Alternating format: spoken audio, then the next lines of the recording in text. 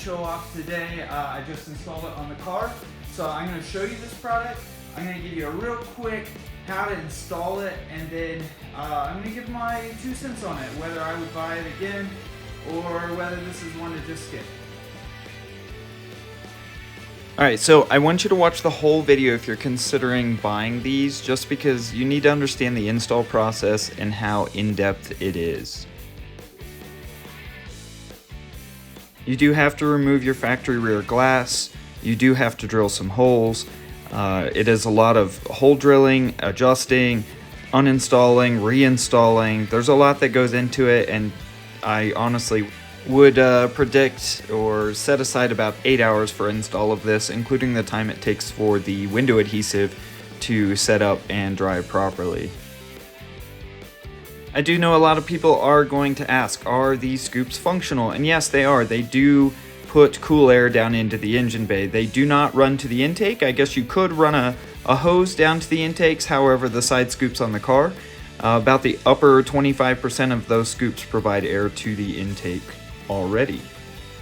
So originally I wanted to run a roof scoop on the car. There was never an idea to do 2. So I molded one out of foam and removed the camera mount. And the base of it would sit down in the camera mount. Air could flow through as long as you punched it out.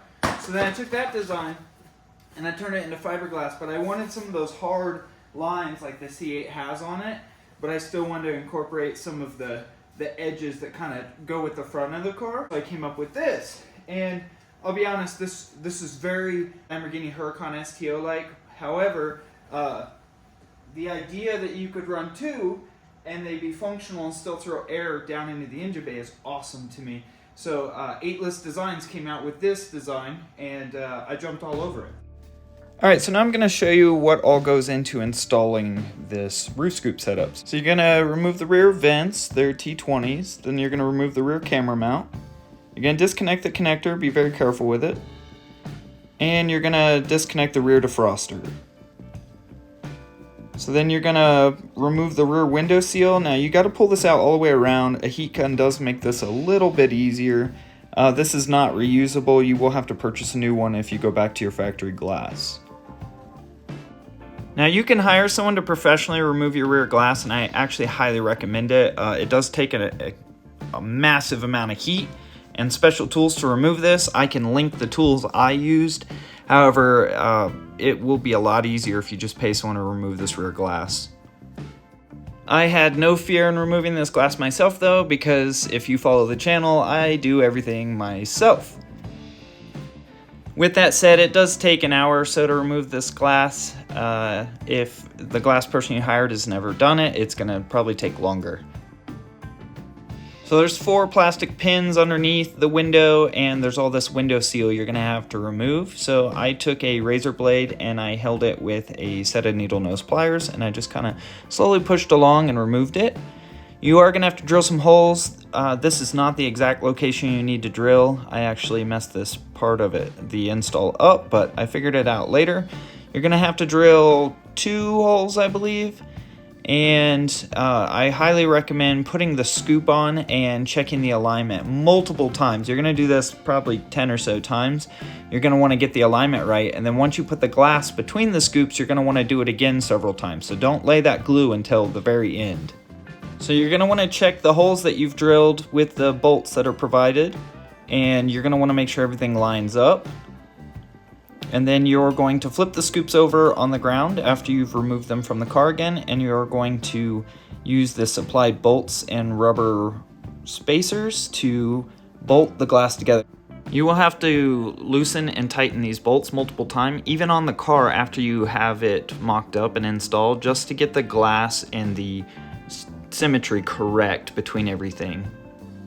So you'll bolt the 3 large pieces of glass in, and you'll flip it over. You'll test fit the small piece of glass, but then set it to the side because you're going to glue that at the very end. So you're going to reinstall the vents on the car with the T20s. And then you're going to set the new scoops and glass down into place. You're going to test fit, and you're going to adjust multiple times. Then you're going to lay the adhesive Yes, it goes over the painted vent surface on the inside because you're going to push down on the scoops to glue them down, and you're going to lay a bead around all the holes where the bolts go, and then a pretty fat bead just on the inside of the vent. Then you're going to reinstall the scoops and the glass pieces.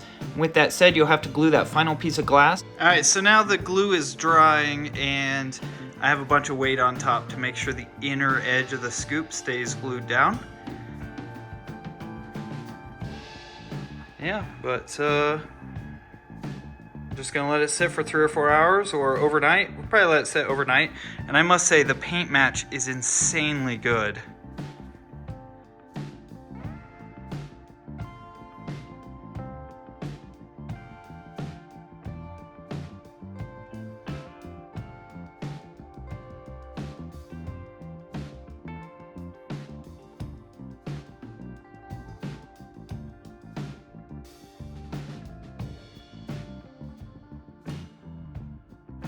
And here's a shot from underneath because everyone's going to want to know where the airflow actually goes in so the air can escape through the glass and enter through the scoops.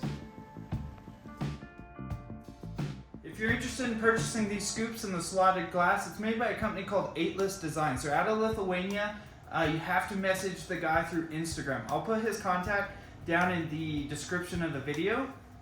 But since I gave you that information, I want you to like the video. I want you to comment below. Let me know if you're going to order it. Is this too much? Is it too much like an Aventador with the slotted glass? Say it is 100% reversible. You can remove this. You can glue your factory glass right back in. I was really careful when I removed my glass just because this is a 2023 model. It does have the little 70th anniversary Easter eggs in it.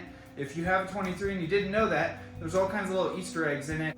If you're interested in videos like this, how-to guides, new product releases, feel free to subscribe to the channel. I try and put a video out every week, and if it's not on a Corvette, it'll be on my V8 swapped FJ40, or I like to travel to Japan and film the car content or the car culture there. So feel free to subscribe.